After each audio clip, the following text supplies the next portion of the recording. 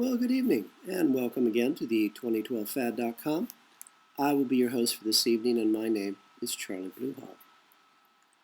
Last night, we talked about fleeing America and how simply just packing up and running is just not the answer. I myself prepared for 6 years before leaving the USA in what I thought was a very well-planned, very detailed, I had a plan. I was told for 6 years by a very advanced, very well-planned media campaign by a major international advertising firm, it turns out. An advertising firm that was actually hired and is still being hired by the New Zealand government that only has one goal: to lure high-end professionals to New Zealand to surround or support the fantasy that New Zealand was a wonderful place to live, a wonderful place to work, and looking towards a bright future, etc. Where in reality, major international investors go to New Zealand to lose on a regular basis millions of dollars every month so that they can offset their capital gains in their real investments in real countries. New Zealand is an international money-losing, money-laundering operation. And the result is that very few people become more and more wealthy, while thousands, well, in the case of New Zealand, millions of people have their lives destroyed. I was one of those people, and 4 years later, I'm still paying the price. So please, do not just pick up and run. You have to stop, you have to think, you have to ask questions, and then you got to ask more questions. And this is really, really, really important. This is something that I learned, of course, the hard way. Always, always, always listen to what people say, and then watch what they do. That scares the hell out of liars. Now, again, listen to what people say, and then watch what they really do. Honest people welcome this. They prefer this. They want it. They insist on it.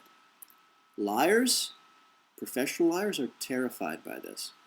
So the next time you're in a life-changing situation, just say this very simple, very honest phrase. Say it very nicely. I listen to what people say, and then I watch what they do. And then sit back and watch the liars scatter. After 3 months in New Zealand, I knew the truth. But because I'd shipped over my 15-year-old cat with me, and I suddenly found myself with a job, I hesitated leaving. The worst decisions of my life: number one, going to New Zealand. And then number two, not leaving New Zealand when I knew the truth. And so I thought tonight we would chat about "you did not see that." And all the things I grew up with as a small child. This was a phrase that I heard over and over and over again from the people I grew up with, the people I lived with. And why today, at the age of 52, pretty much every bone in my body has been broken. Why? Because of the age of 5, I had failed to understand that when one of these street thugs, these CIA, U.S. Army intelligence bullies, cowards I was living with, said this key phrase to me: "You did not see that. That never happened." I would respond with complete honesty, well, complete stupidity, that yes, I did see that. At which point more of my bones would be broken. It's amazing what a small human body can withstand. As a small child, my earliest memories, actually my earliest memory, is of a very large woman with hair like a Brillo pad. A Brillo pad's a bronze scrubbing brush. And she's leaning over me, and I'm laying on the floor, and I'm looking up, and my back is up against a wall in a very, very dark room. And the only light in the room was behind this very large woman's head. And there was sort of a halo effect through her Brillo pad hair. And she was driving her fist into my face over and over again. And you would have thought, even a very small, very stupid, beaten child that I was, would have eventually linked the phrase, "You did not see that, that never happened," with having my bones broken. No, I never quite got it. Still have trouble with it at the age of 52.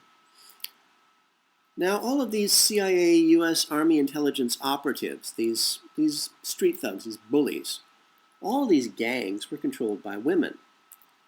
And I've since found that all criminal organizations, government, police agencies, governmental departments, countries, nations, the Western world, are all controlled by women. Women working in the shadows, for the most part.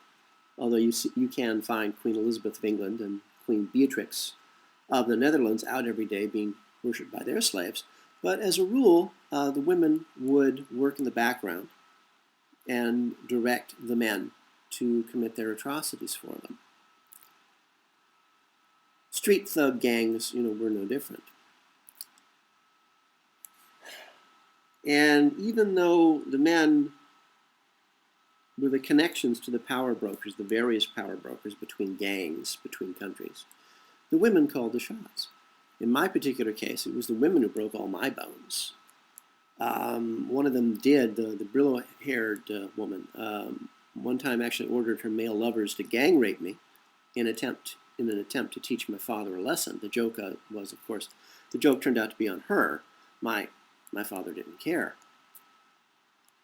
And then later, when I was too old to, it was, how do I say this? I guess at the age of 5, I was no longer fun to torture anymore.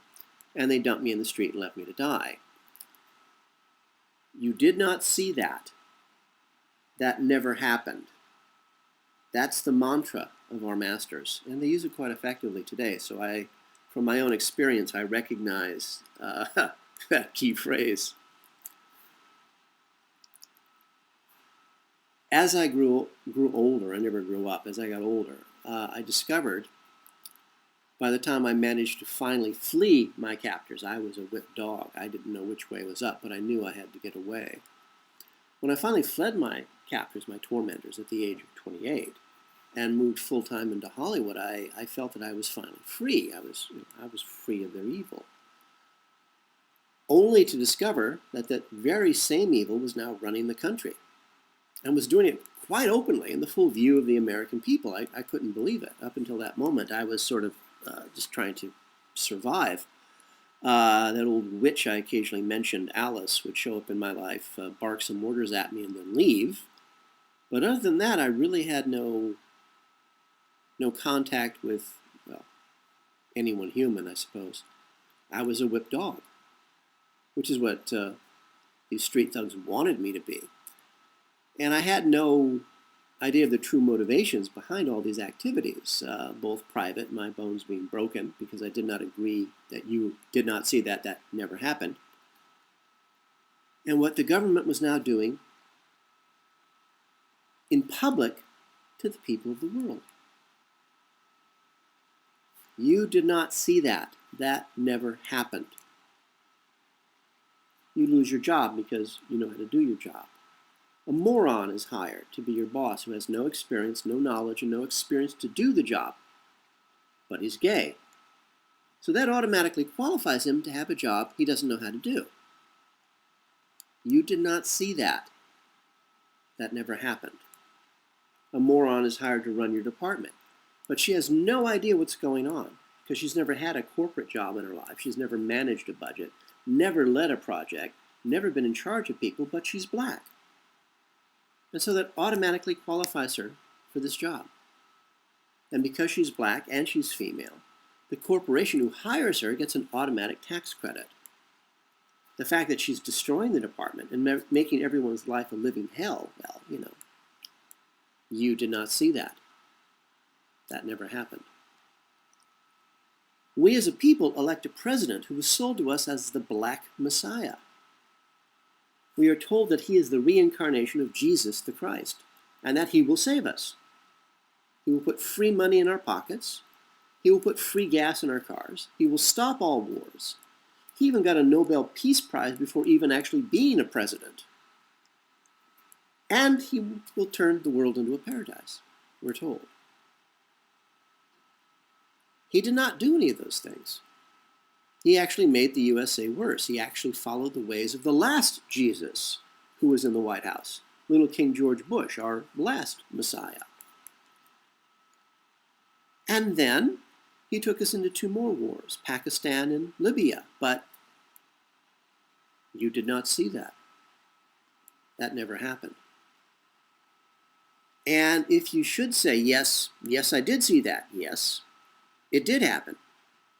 You will find someone knocking on your front door, and then they're going to kick it in. And when you reasonably chase these guys down the street who invaded your home, who attacked you, you'll be arrested. You will go to jail. You will be charged. You will have a record. Because you did not see that. Because that never happened. But it did. And now, at this point in time, my advice, just keep it to yourself. Trust me, broken bones hurt, even after 50 years. For all of us here at the 2012fad.com, this has been Charlie Bluehawk, wishing you a really good day and reminding you to please keep one good thought.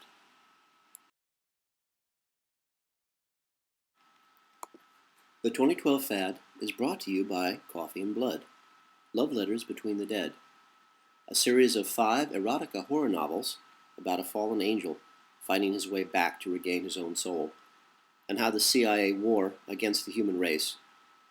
Their black magic captures and traps him in the body of a mind-controlled slave designed to hunt down and to kill their god, their Satan.